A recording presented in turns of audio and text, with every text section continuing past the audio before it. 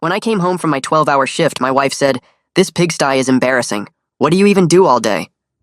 She was standing in the living room, wearing fresh highlights that cost $300 and nails that cost another $100, and holding shopping bags from her 4th trip to the mall this week, while pointing at a single cup I'd left on the coffee table before my 5 o'clock shift. "Rebecca, I just worked 12 hours at the warehouse. You've been home all day." She laughed and sat down on the couch she'd bought last month for $4,000 that we couldn't afford. "I've been busy too. The salon took 4 hours. These highlights don't just happen. Then I had lunch with Brittany and we went shopping. I'm exhausted." She kicked off designer shoes that cost more than I made in a week. "You went shopping again? The credit cards are maxed." She rolled her eyes. "I needed new workout clothes. How am I supposed to stay attractive for you if I don't have proper athleisure?" She hadn't worked out once since buying the $800 Peloton that was now a clothing rack. "Rebecca, the dishes are piled up. The laundry hasn't been done in 2 weeks. The bathroom is growing things." She stood up angry. "So clean it. You live here too. Why is housework always my job?" She hadn't had a job in 3 years. "Because I work 60 hours a week to pay for your shopping and you're home all day doing nothing." She gasped like I'd slapped her. "Nothing? I maintain myself. Do you know how much work it is to look this good? The skincare routine alone takes 2 hours." She spent 2 hours putting on creams that cost more than our groceries. "Then after skincare, I have to plan my outfit. Check social media, book appointments, maintain friendships. I don't have time for housework." She said this while unemployed, living off my salary. "Your friends are all unemployed wives who spend their days shopping." She got defensive. "We're not unemployed. We're homemakers focusing on self-care and wellness." None of them made homes. They made credit card debt. "What home are you making? The house is filthy. We've eaten takeout for 6 months because you won't cook." She pulled out her phone. "Cooking is outdated. Modern women order in. It supports local restaurants." Supporting restaurants we couldn't afford while she bought ingredients that rotted in our fridge because she didn't know how to cook. "I found moldy food from 2 months ago in the vegetable drawer." She shrugged. "So throw it out. Why is that my problem?" Everything was her problem because she created it, but refused to solve it. "Rebecca, I leave at 5 a.m. and get home at 7 p.m. When exactly should I clean?" She had an answer ready. "Weekends. Other husbands manage to keep houses clean while working. Other husbands had wives who contributed something. Those husbands have partners who help. You spend weekends at the spa." She got angry. "Self-care isn't selfish. My therapist says I need to prioritize myself." Her therapist, whom she paid $200 an hour, validated her laziness. "Your therapist also says you have anxiety about working, but you seem fine shopping." She started crying. "You don't understand the pressure I'm under. Having to look perfect all the time. Keeping up with social expectations. It's exhausting. The only expectation was that she contribute anything to our marriage. I'm asking you to wash a dish, maybe vacuum once a month." She threw herself on the couch dramatically. "This is emotional abuse, expecting me to be your maid while I'm dealing with my mental health." Her mental health prevented housework, never shopping. What about my mental health? Working myself to death while you complain about the house you won't clean? She stopped crying immediately. "That's different. Men don't have the same emotional complexity. You just go to work and turn your brain off." I lifted boxes all day, calculating how many I needed to lift to pay for her latest purchases. "I'm done, Rebecca. Clean the house or get out." She laughed. "Get out? This is my house too. Community property. I get half of everything. Half of the debt she created. Then you can have half the housework." She stood up furious. "Fine. I'll show you how hard housework is. I'll clean tomorrow and you'll see why I can't do it regularly." The next day I came home to her on the couch crying again. "I tried to clean, but I broke a nail. Look." She showed me a slightly chipped $150 manicure. "That's your excuse? A chipped nail?" She nodded seriously. "It's traumatic. Plus the cleaning chemicals might damage my skin. I have sensitive skin." Her skin survived chemical peels and acid treatments at spas. "Then wear gloves." She looked disgusted. "Rubber gloves? Like a servant?" "I don't think so." That night I stopped at the store and bought cleaning supplies. The next morning, instead of going to work, I called in sick for the first time in 5 years. Rebecca left at 9 for her hair appointment that would take all day. I cleaned everything. Every dish, every surface, every piece of laundry. The house was spotless. Then I packed her belongings. I started with her closet because that's where most of the damage lived. Designer dresses with tags still attached hung next to blouses she wore once for a photo. I pulled each hanger down and folded the clothes into cardboard boxes I'd picked up from the warehouse. A silk top that cost $200 went in the same box as workout leggings she never sweated in. Every item reminded me of an argument we'd had about money. I taped the first box shut and felt something loosen in my chest. The bedroom took 3 hours because she owned so much stuff. Shoes filled 6 boxes alone. I found receipts in her nightstand drawer showing purchases from last week, even though she knew the cards were maxed. By noon, I'd packed 10 boxes and the house looked bigger somehow. I moved faster after lunch and finished the bathroom in under an hour. All those expensive creams and serums went into a plastic tub. The living room was last, and I stacked everything by the front door where she'd see it immediately. 23 boxes total, plus the tub of beauty products. I sat on the couch and waited. Rebecca came through the door at 6:15 with shopping bags in both hands and her hair freshly colored. She stopped when she saw the boxes and the bags slipped from her fingers. She stared at the stack without moving or speaking for what felt like forever. Then she screamed so loud I thought the neighbors would call the police. She said I couldn't just kick her out of her own house and demanded to know what I thought I was doing. I stayed seated on the couch and kept my voice calm when I told her she had 2 choices. She could start contributing equally to housework and finances starting immediately, or she could move out by the end of the week. She called me an abuser and said I was forcing her onto the streets like she was homeless. She pulled out her phone and said she was going to tell everyone what kind of monster I really was. I didn't argue or defend myself, because there was nothing left to say that we hadn't already said 100 times. Rebecca ran to the bedroom and slammed the door hard enough to rattle the pictures on the wall. I heard her voice through the door talking fast and angry to someone on the phone. Within 40 minutes, a car pulled up outside, and her friend Chelsea came to the door without knocking. She glared at me like I'd committed a crime and went straight to the bedroom. Their voices carried through the house while I made myself dinner for the first time in 6 months. I scrambled eggs and made toast and ate at the kitchen table in silence. They talked for hours about what a terrible husband I was and how I'd blindsided Rebecca without warning.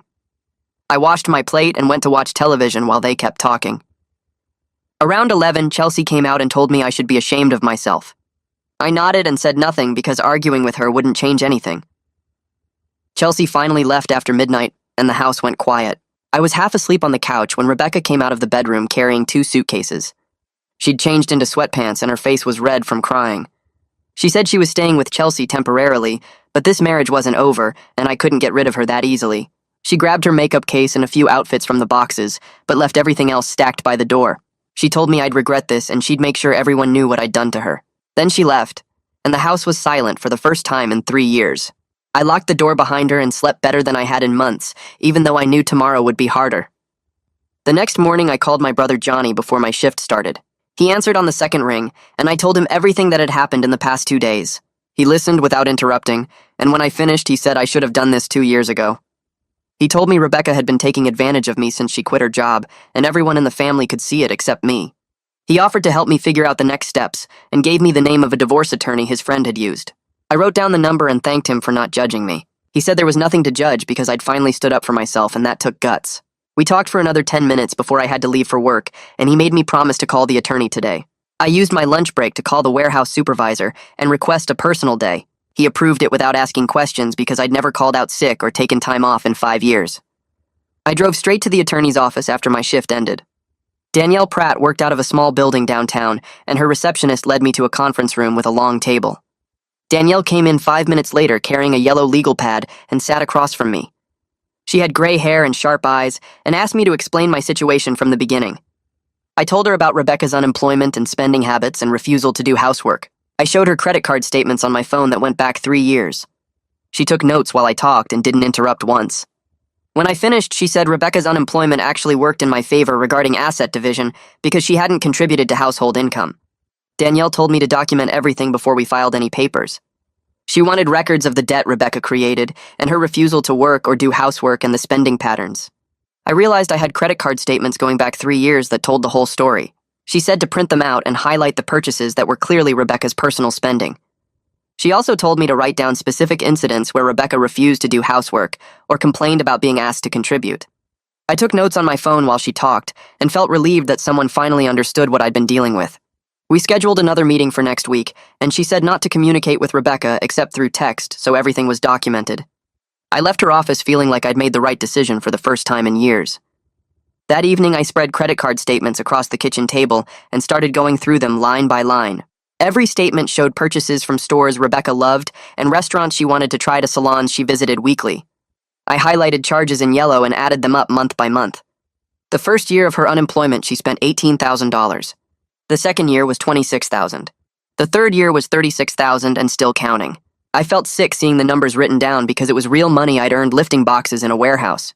$80,000 in 3 years while she contributed nothing to household income and complained that I didn't appreciate her. I printed everything and put it in a folder for Danielle and tried not to think about all the things we could have done with that money if Rebecca had just gotten a job. My phone buzzed around 9 and Rebecca's name appeared on the screen. The text said, I needed to apologize and let her come home immediately. I didn't respond because Danielle told me to keep communication minimal. Rebecca sent another text 5 minutes later, asking if I was ignoring her. Then another saying she couldn't believe I was being so cruel. The texts kept coming every few minutes and went from angry to sad to threatening. She said I was destroying our marriage over nothing, and everyone would side with her when they heard the truth. She said her therapist agreed I was being emotionally abusive by forcing her out. She said she'd take me for everything in the divorce and I'd regret ever crossing her. By the time I went to bed, she'd sent 15 messages, and I hadn't responded to any of them. I turned my phone on silent and fell asleep, knowing tomorrow would bring more of the same, but at least I'd finally taken the first step toward getting my life back. The next morning at the warehouse, I went through the motions of scanning boxes and loading pallets, but my mind kept replaying the previous day. Carlos walked past my station twice before he stopped and crossed his arms. He watched me miss a scan and have to redo it. You good? I nodded and kept working. He didn't move. You sure? Because you've worked here 4 years and I've never seen you miss a scan. I set down the scanner and looked at him, going through some stuff at home. He nodded slowly and gestured toward his office. Take 5. I followed him into the small room that smelled like coffee and cardboard. He sat on the edge of his desk and waited. I'm separating from my wife. The words came out easier than I expected. He didn't look surprised. Yeah? How long you been married? 6 years. She hasn't worked in 3 and won't do anything around the house. I finally told her to leave. Carlos rubbed his jaw. I went through something similar about 5 years back. My ex spent money like water and acted like I was the problem for noticing. I felt something loosen in my chest, knowing someone else understood. It's been building for years, but I finally hit my limit. He pulled a business card from his desk drawer and handed it to me. This is a credit counselor. Good guy, he'll help you figure out the financial mess before it gets worse. I took the card and put it in my pocket. Thanks. Carlos stood up. Also, we've got overtime available if you need extra money for legal fees, as much as you want. I thanked him again and went back to my station feeling like maybe I wasn't completely alone in this. Lunch break came at noon, and I sat in my car eating the sandwich I'd packed that morning. My phone showed 3 new texts from Rebecca, but I ignored them. Someone knocked on my window and I looked up to see Ryan from the loading dock. I rolled down the window. Hey man, there's someone at the main entrance asking for you. My stomach dropped. Who? He made a face. Your wife, I think? She's crying pretty hard. I got out of the car and walked toward the front of the building.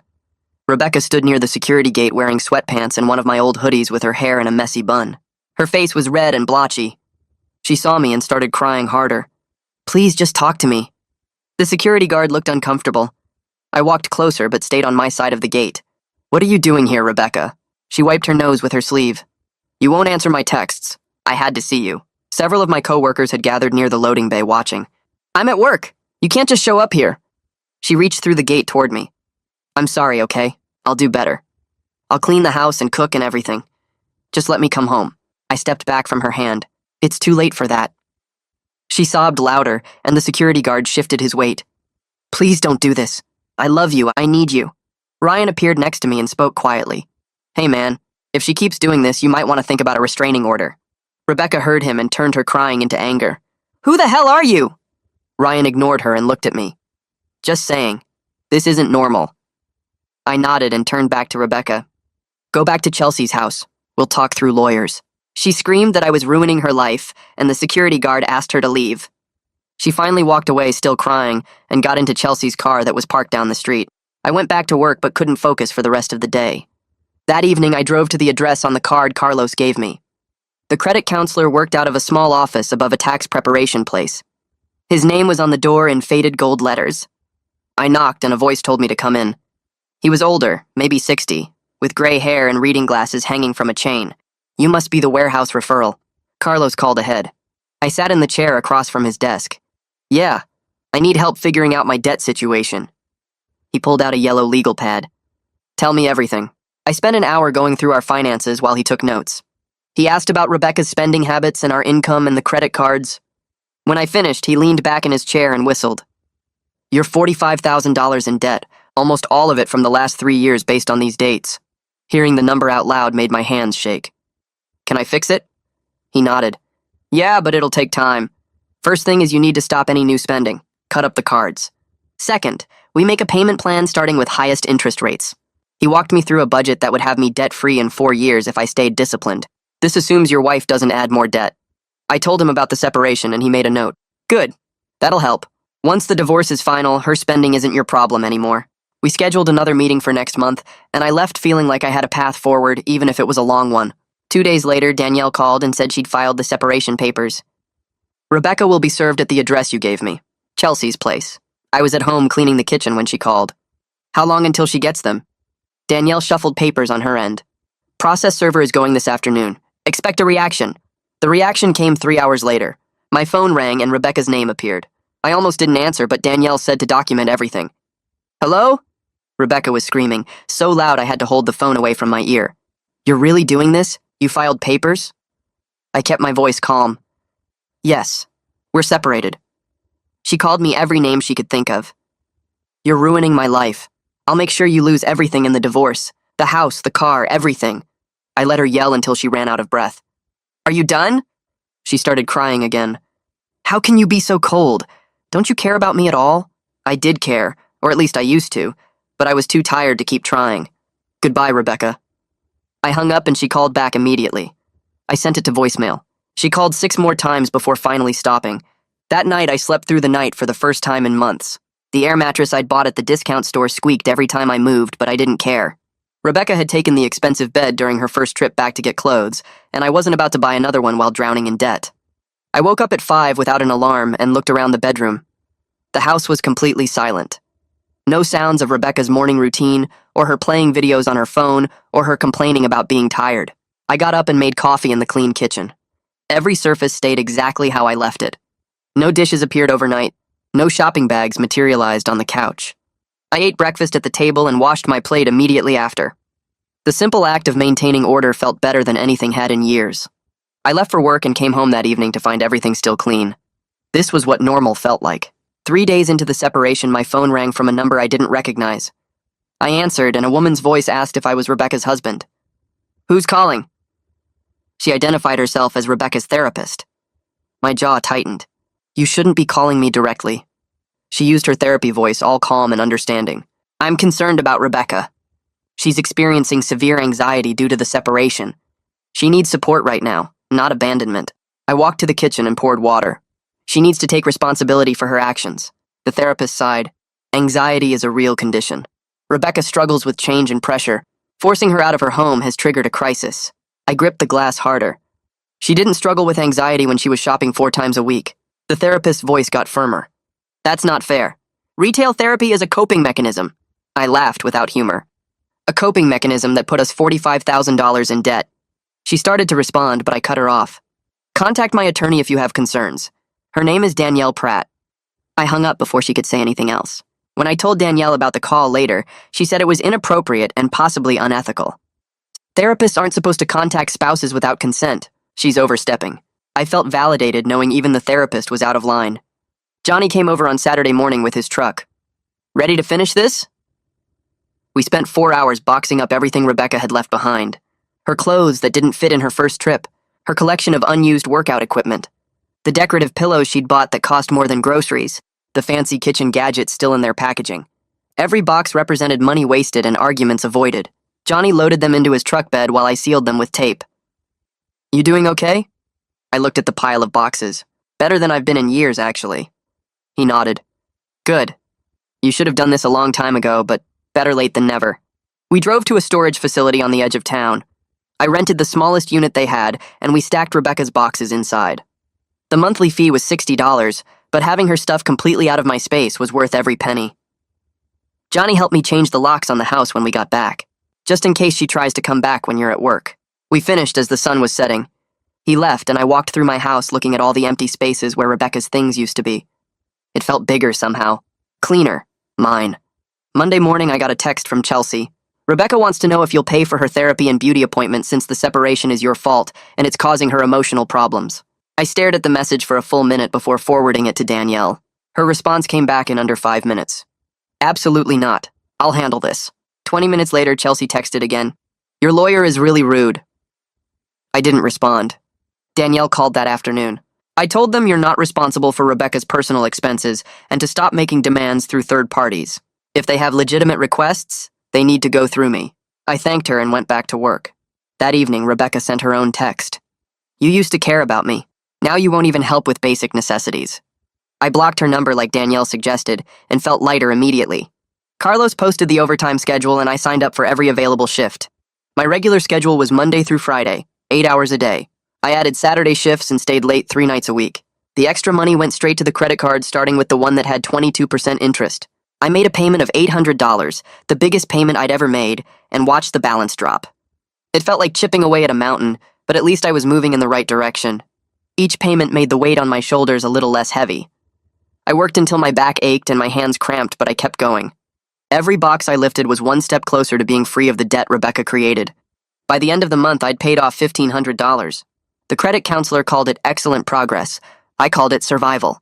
2 weeks later, Danielle called about the mediation session. The mediator wanted both of us in the same room to discuss splitting everything up. I showed up 15 minutes early to a plain office building with gray carpet and fluorescent lights that hummed too loud. Rebecca arrived right on time with Chelsea, who waited in the lobby giving me dirty looks through the glass door. The mediator was a woman in her 50s wearing a cardigan and glasses on a chain. She introduced herself and explained the ground rules. Rebecca started crying before we even sat down. She pulled tissues from her purse and dabbed at her eyes while the mediator waited patiently. We finally got started, and the mediator asked Rebecca to explain her position. She launched into a speech about how I kicked her out without warning and left her homeless and broke. I sat there listening to her rewrite history while the mediator took notes. The crying got louder when the mediator asked about the debt. Rebecca claimed she didn't know anything about the credit cards or how much money she spent. The mediator looked at me, and I pulled out the folder Danielle prepared. 3 years of statements showing every purchase. The mediator flipped through them slowly. Rebecca cried harder and said I was ambushing her with paperwork. The session ended after an hour with nothing decided because Rebecca refused to look at the numbers or discuss anything real. She just cried and said I was being cruel. The next day, Danielle met with Rebecca's lawyer at his office downtown. She brought copies of all the spending records and bank statements. I waited at work checking my phone every 10 minutes. Danielle called during my lunch break. Rebecca's lawyer looked at the documentation for 20 minutes without saying much. Then he stepped out of the room to talk to Rebecca privately. When he came back, he suggested to Danielle that Rebecca should probably accept a fair split instead of fighting. The spending pattern made Rebecca look bad, and a judge wouldn't be sympathetic. Danielle said Rebecca's lawyer seemed tired, like he knew his client was difficult and the case was weak. I felt something loosen in my chest. Maybe this would end without a huge court battle that cost money I didn't have. That weekend, Rebecca started posting on social media. Long paragraphs about being abandoned by a heartless husband who threw her out for no reason. She wrote about emotional abuse and financial control. Chelsea and her other friends left supportive comments calling me terrible names. I didn't respond or react. By Monday, 3 different people from work had sent me screenshots asking if I was okay. 2 guys I played basketball with in college messaged me privately. They both said basically the same thing. They weren't surprised. They'd seen how Rebecca acted at parties and gatherings over the years. One of them said his wife stopped inviting Rebecca to things because she only talked about shopping and never asked anyone else questions. Another friend from the warehouse said he remembered Rebecca showing up once demanding I leave work early for some salon emergency. People had noticed. I just hadn't realized how many. I started looking at apartments that week. The house we rented cost $1,400 a month and I couldn't afford it alone even with overtime. Plus, every room reminded me of arguments and disappointment. I spent my evenings after work scrolling through rental listings. Most places wanted first month, last month, and a security deposit. I did the math over and over trying to figure out what I could swing. Small studios were $800. 1-bedroom places ran $900 to $1,000. I needed something cheap and close to work to save on gas. I made a list of 5 possibilities and started calling landlords. Rebecca found out I was looking for apartments. Chelsea must have driven past the house and seen me loading boxes into my car because suddenly my phone exploded with messages. Rebecca said she wanted to come home and try again. She promised she'd changed and would do better with housework and spending. She sent 12 texts in a row about how marriage was worth fighting for and we shouldn't give up. I read them sitting in my car outside the warehouse before my shift started. Then I typed back one message. It was too late. I was done trying to fix something she never valued. She called immediately and I let it go to voicemail. She called 6 more times. I blocked her number again and went inside to work. The apartment hunt took another week. I looked at 3 places that were dumps with broken fixtures and stains on the carpet. Then I found a listing for a small complex near the warehouse. The landlord's name was Cornelius Brown, and he met me there on a Saturday morning. He was an older guy, maybe 60, who wore work boots and moved slow but steady. The complex had 8 units and mine would be on the first floor. 1 bedroom, 1 bathroom, a kitchen barely big enough to turn around in. But it was clean. The carpet was new. The bathroom had been updated recently. The windows let in actual sunlight. Cornelia said the rent was $750 a month. I could walk to work in 20 minutes on nice days. I told him I'd take it and we shook hands. I paid the deposit and first month right there with money from my latest paycheck. Moving day was set for 2 weeks out. Johnny and Ryan both took the day off to help me move. I didn't have much. My clothes, some kitchen stuff, a TV, my air mattress. We loaded everything into Johnny's truck in under an hour. Most of what filled the old house belonged to Rebecca. The expensive couch, the Peloton, all the decorative pillows and throws and picture frames, box after box of shoes and purses and clothes, the fancy kitchen gadgets still in their packaging.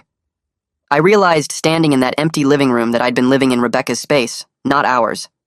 My entire life fit in the back of a pickup truck.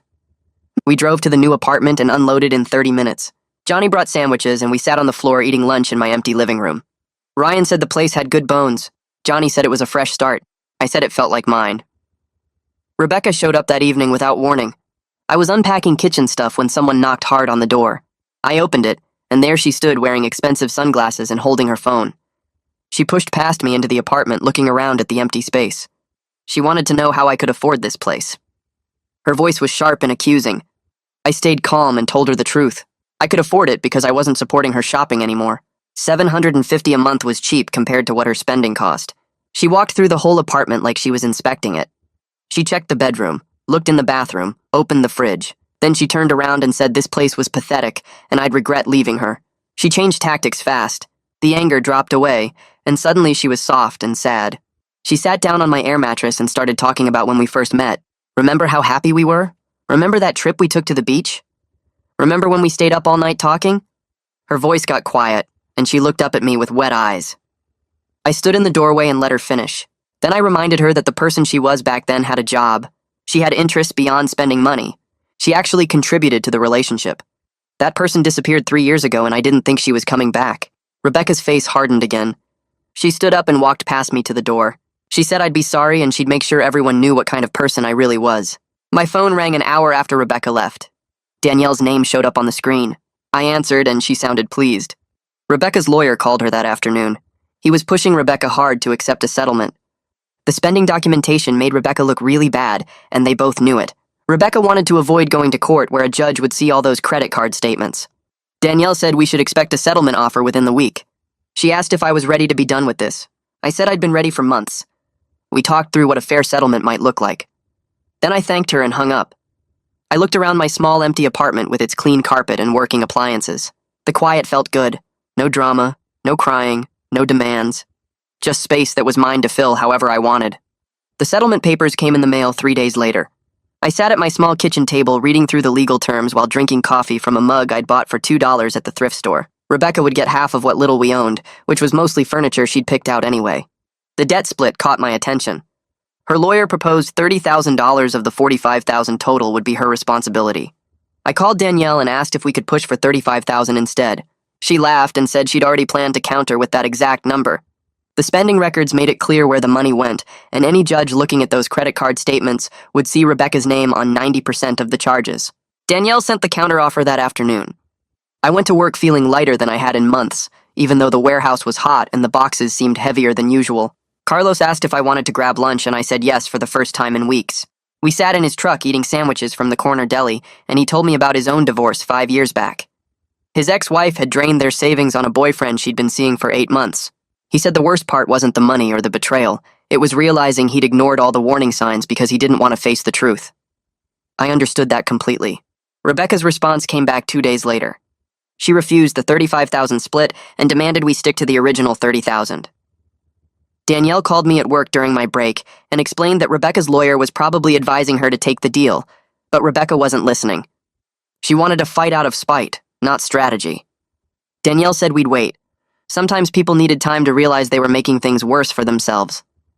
I went back to loading trucks and tried not to think about how much longer this might drag out. That night, Rebecca texted me directly for the first time in weeks. The message said her lawyer was being too negative, and she knew a judge would see things her way. She said I was trying to punish her for being a woman who valued self-care. I didn't respond. The next morning, Danielle called again. Rebecca's lawyer had apparently sat her down and walked through what would happen in court. A judge would look at 3 years of unemployment, credit card statements showing luxury purchases while bills went unpaid, and testimony about refusing basic household responsibilities. The lawyer told Rebecca she'd be lucky if a judge only assigned her $35,000 of the debt. She might end up with $40,000 or more. Rebecca agreed to the $35,000 split that afternoon. We scheduled the signing for the following Tuesday at Danielle's office. I took a half day off work and drove to the small building downtown where Danielle rented space. The waiting room had generic landscape paintings and magazines from 6 months ago. Rebecca arrived 10 minutes late with Chelsea, who sat in the corner glaring at me while Rebecca signed papers. Danielle walked us through each document, explaining what we were agreeing to. Rebecca cried through the entire process, her mascara running down her face in dark streaks. She kept pausing to wipe her eyes and blow her nose. When we got to the final signature page, she looked up at me with red, swollen eyes. She said she'd change for real this time if I gave her another chance. She said she understood now what I'd been trying to tell her. She said she'd get a job and stop spending and actually help around the house. Her voice cracked on every other word. I looked at her sitting there in a shirt that probably cost more than my weekly groceries and felt nothing but tired. I told her honestly that I didn't believe she'd change, and even if she did, I'd realized something important over the past few weeks. I was happier without her. The apartment was quiet and clean. My paycheck went toward paying off debt instead of funding shopping trips. I slept through the night without waking up anxious about money. I didn't want to go back to the stress and chaos, even if she promised to be different. Rebecca's face crumpled and she signed the last paper with a shaking hand. Chelsea stood up and took her arm, pulling her toward the door.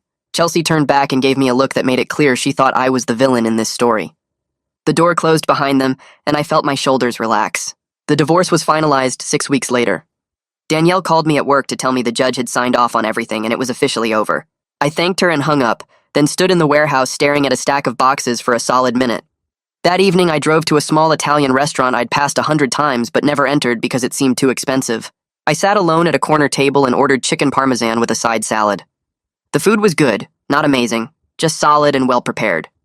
I ate slowly and realized this was the first time I'd sat in a restaurant in months without calculating how much the meal cost and whether we could afford it. The check came to $23 with tip. I paid it without the usual spike of anxiety about the credit card bill. Walking back to my truck in the parking lot, I felt something close to peace. The next Monday at work, Carlos pulled me aside during our morning break. He said the current supervisor for the evening shift was retiring in 3 months and they'd be posting the position internally. He asked if I'd be interested. The pay increase was $4 more per hour, which would add up to several hundred extra dollars each month. I could use that money to attack the remaining debt even faster. I told Carlos I was definitely interested. He nodded and said he'd put in a good word with the warehouse manager. The rest of the week, I found myself working with more focus and energy than I'd had in years. I wasn't dragging through shifts counting down the hours until I could go home and collapse.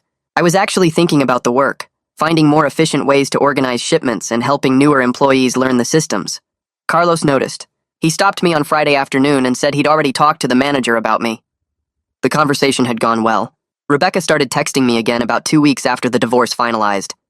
The messages came late at night, usually after 11. Some were angry, calling me selfish and saying I'd abandoned her when she needed support. Some were sad, talking about how lonely she felt and how much she missed me. Some tried to be friendly and casual, asking how I was doing and mentioning things she'd seen that reminded her of me. I kept my responses short and factual. When she asked about getting some items she'd left behind, I told her to coordinate with Danielle. When she said she wanted to talk about what went wrong, I said there was nothing left to discuss. When she sent a long message at 2 in the morning about how she was in therapy and working on herself, I waited until morning and replied that I was glad she was getting help. I didn't engage with the emotional content or let myself get pulled back into conversations about our relationship. Danielle had warned me this might happen. She said some people couldn't accept that it was really over and would keep trying to maintain connection any way they could. The best approach was to stay polite but distant. Johnny called me in early November and asked what I was doing for Thanksgiving. I said I hadn't thought about it. He said his wife was hosting dinner for the family and I should come. His kids would be there, his parents, a few cousins. I hesitated because I hadn't spent a holiday with extended family in 3 years. Rebecca had always insisted we do Thanksgiving at expensive restaurants because she didn't want to cook and didn't want to deal with family drama. The restaurant meals had cost $200 or more and had left me stressed about money for weeks afterward. Johnny said his wife was making turkey and all the usual sides, nothing fancy, just family gathering to eat too much food and watch football. I said yes. Hanging up the phone, I realized this was the first holiday in 3 years I was actually looking forward to, instead of dreading the cost and the drama and Rebecca's complaints about whatever wasn't perfect. The supervisor promotion came through in mid-December.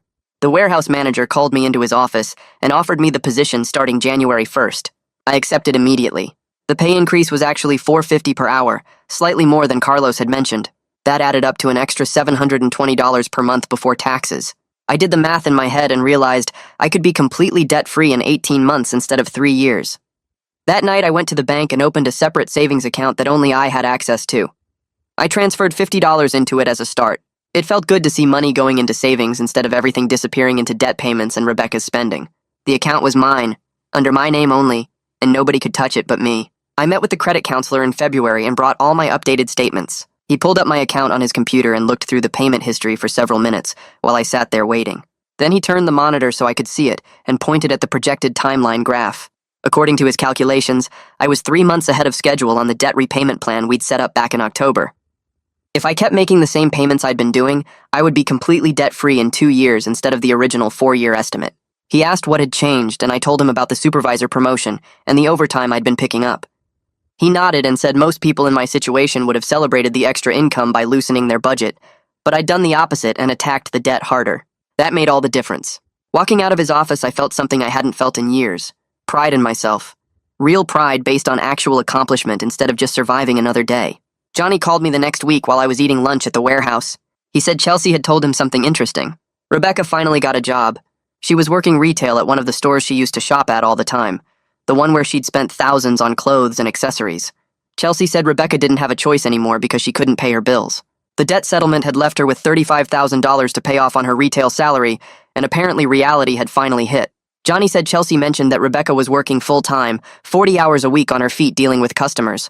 I asked if Rebecca was complaining about it, and Johnny said actually no. According to Chelsea, Rebecca seemed tired but wasn't throwing her usual drama about how hard everything was. She was just doing the work because she had to. 3 weeks later, I ran into Rebecca at the grocery store. I was picking up vegetables and chicken for the week when I saw someone in the produce section who looked familiar but different. It took me a full 5 seconds to realize it was Rebecca. She had her natural brown hair instead of the expensive highlights. She wore plain jeans and a basic shirt instead of designer clothes. She looked tired. Really tired, with dark circles under her eyes and no makeup. She saw me at the same time and froze with a bag of apples in her hand. I walked over and said hello. She said hi back quietly. We stood there for a moment, and then she said the job was actually okay. She was learning things she'd never bothered to learn before, like how to budget and save money. She got paid every 2 weeks and had to make that money cover rent and food and bills with nothing left over for shopping or salons. It was hard, but she was managing. I asked how she was handling the debt, and she said she set up automatic payments so she couldn't skip them. Every month, a chunk of her paycheck went straight to the credit cards before she could touch it. She hated seeing that money disappear, but she understood now why I'd been so stressed all those years. We talked for another few minutes, and then she said something that surprised me. She apologized. Really apologized. Not the fake sorry she used to give when she wanted something. She said she understood now what I'd been dealing with, working all day and coming home to a mess and having no money because someone else spent it all. She said she got it finally. Living it herself had taught her what 3 years of me explaining it never could. I told her I accepted her apology, and I was glad she was learning to take care of herself. Then I made it clear we weren't getting back together. She nodded and said she knew that. She wasn't asking to come back. She just wanted me to know she was sorry and she was trying to be better. We said goodbye and went our separate ways in the store. Walking to the checkout, I felt lighter somehow.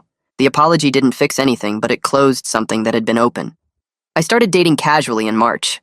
Nothing serious, just coffee or dinner with women I met through work friends or online. The first date I went on was with someone named Lisa, who worked in logistics at a different company. We met for coffee and talked for 2 hours. She told me about her job and her hobbies and her goals for the next few years. She had her own apartment and her own car and her own money. She paid for her own coffee without expecting me to cover it.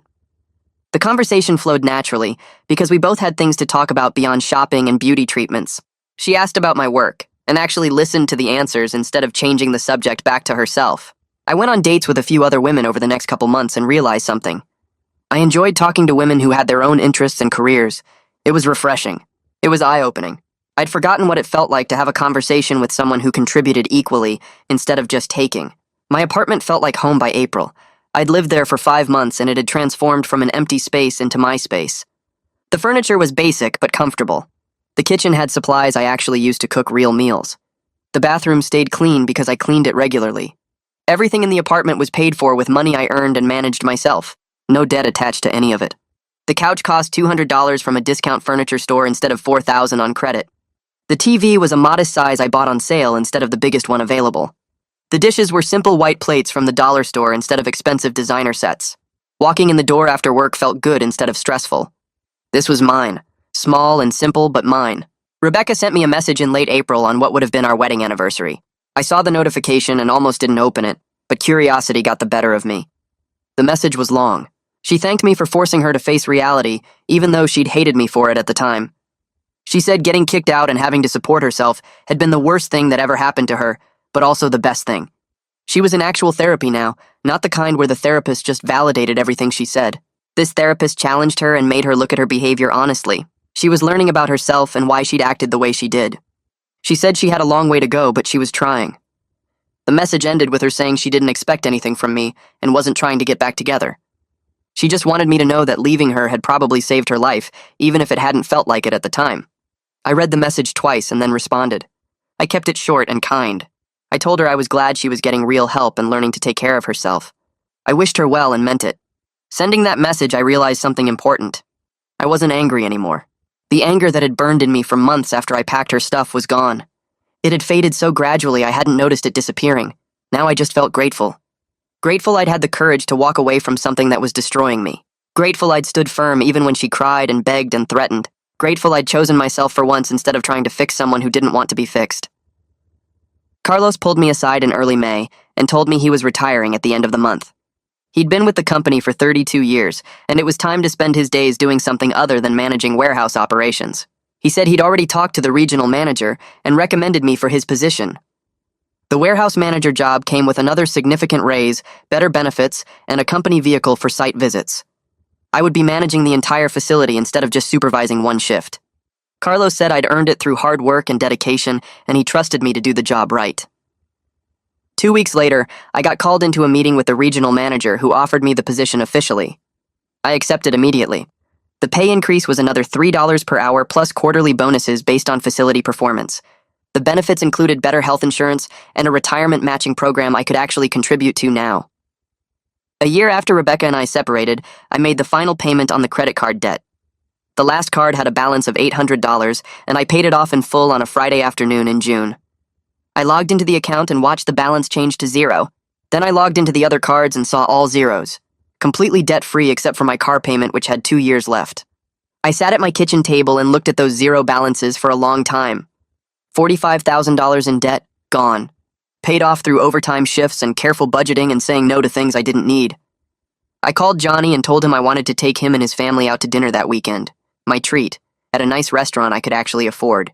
He said I didn't have to do that, but I insisted. He'd helped me through the worst time of my life, and I wanted to say thank you properly. Saturday night I took Johnny, his wife, and their 2 kids to a steakhouse and paid for everything without stress or worry. The bill was $160, and I handed over my card knowing I had the money in my account to cover it. No debt, no panic, just a nice dinner with family who'd supported me when I needed it most. The company sent me to a regional logistics conference in Chicago 3 months after my promotion. I'd never been to something like this before, mostly just warehouse managers and coordinators from across the Midwest talking about efficiency improvements and inventory systems. The hotel had one of those big conference rooms with round tables and terrible coffee. I sat down at a table near the back during the lunch break, and a woman about my age sat down across from me. She had dark hair pulled back in a practical ponytail and wore a simple blazer with no jewelry except a watch. She smiled and introduced herself as Amelie Doyle, logistics coordinator for a distribution company 2 states over. We started talking about the morning sessions and somehow ended up discussing everything else. She was funny and smart and had opinions about supply chain management that actually made sense. When lunch ended, we exchanged numbers, and she texted me that evening asking if I wanted to grab dinner since we were both stuck at the hotel anyway. We met at the restaurant downstairs and talked for 3 hours. She told me about her job and her apartment and how she was saving up to buy a condo. I told her about the divorce, and she didn't look at me with pity or judgment, just understanding. She said her ex-husband had been similar, always taking and never contributing, spending her money while she worked 2 jobs to keep them afloat. She'd finally left him 2 years ago and rebuilt her life from scratch. The conference ended, but we kept texting, then calling, then video chatting most evenings after work. A month later, I drove 4 hours to visit her for the weekend. We went to dinner at a place she liked and walked around her neighborhood, and it felt easy. Natural, like talking to someone who actually understood what partnership meant. She came to visit me the next weekend and met Johnny and his family. Johnny pulled me aside later and said he liked her, that she seemed solid and real. 3 months after the conference, we made it official. Emily and I were dating seriously, and neither of us saw the point in playing games or pretending we didn't care. One night at her place, I told her the full story about Rebecca. The shopping addiction, the refusal to work or clean, the $80,000 in debt, all of it. Emily listened without interrupting, and when I finished, she reached across the table and squeezed my hand. She said her ex had been the same way, just in different forms. He'd quit job after job, claiming they didn't appreciate him while she paid all the bills. He'd promised to help around their apartment, but spent his days playing video games. She understood completely what it felt like to carry someone who refused to stand on their own. That conversation changed something between us. We both knew what we didn't want and what we did want. We wanted equal partnership, shared responsibility, someone who showed up. Johnny called me one afternoon 6 months into my relationship with Emily. He said Chelsea had told him something interesting. Rebecca was engaged. She'd met someone at the retail store where she worked, another employee who'd been there for years. They'd been dating for 4 months and he'd proposed last week. Chelsea said Rebecca seemed different now, actually happy in a genuine way instead of the manic shopping happiness. She and her fiancé were splitting bills 50-50. She did her own laundry and cooked meals and kept their apartment clean. Chelsea said Rebecca talked about her job like it mattered to her, about saving money for their wedding instead of blowing it on salon treatments. She'd apparently become the person she'd refused to be during our marriage. I sat with that information for a while. My first reaction surprised me because I wasn't angry or bitter. I was genuinely happy for her. Sometimes people need to hit rock bottom before they change, and our divorce had apparently been her rock bottom. She'd lost everything, had to move in with Chelsea, had to get a job for the first time in years, had to face reality without someone enabling her. And somehow that had forced her to grow up. I hoped it was real growth and not just temporary behavior. I hoped she'd learned something from our marriage falling apart. But mostly I hoped she was actually happy because I was happy, and there was no point in carrying around anger anymore. Emily moved in with me after 6 months of dating. She gave notice at her apartment, and we spent a weekend moving her stuff in with help from Ryan and Johnny. Her furniture was nice but modest, things she'd saved up for and bought herself.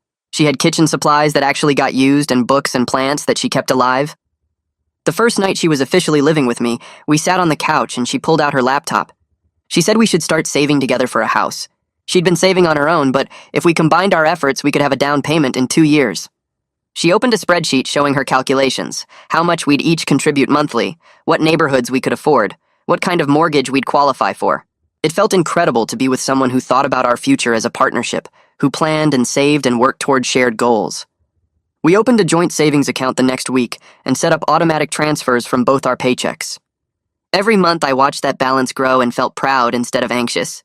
This was money we were building together, not debt I was drowning in alone.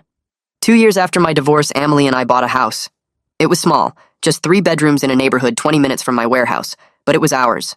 Both our names on the mortgage, both of us contributing equally to the down payment. We'd saved $30,000 together and put it down on a house that cost $160,000. The mortgage payment was less than what we'd been paying in rent for my apartment. We spent weekends painting rooms and fixing up the yard and picking out furniture together. Everything we bought we discussed and agreed on. Nothing appeared on a credit card as a surprise. Emily got promoted at her company to senior logistics coordinator with a significant raise. I got promoted to regional warehouse manager overseeing 3 locations across the state. The job was demanding, lots of travel and problem solving and managing multiple teams, but it was rewarding. I had a partner who supported my career while building her own, instead of someone who resented me for working. We got married on a Saturday afternoon in October, 3 years after we met. Simple ceremony at a small venue with close friends and family.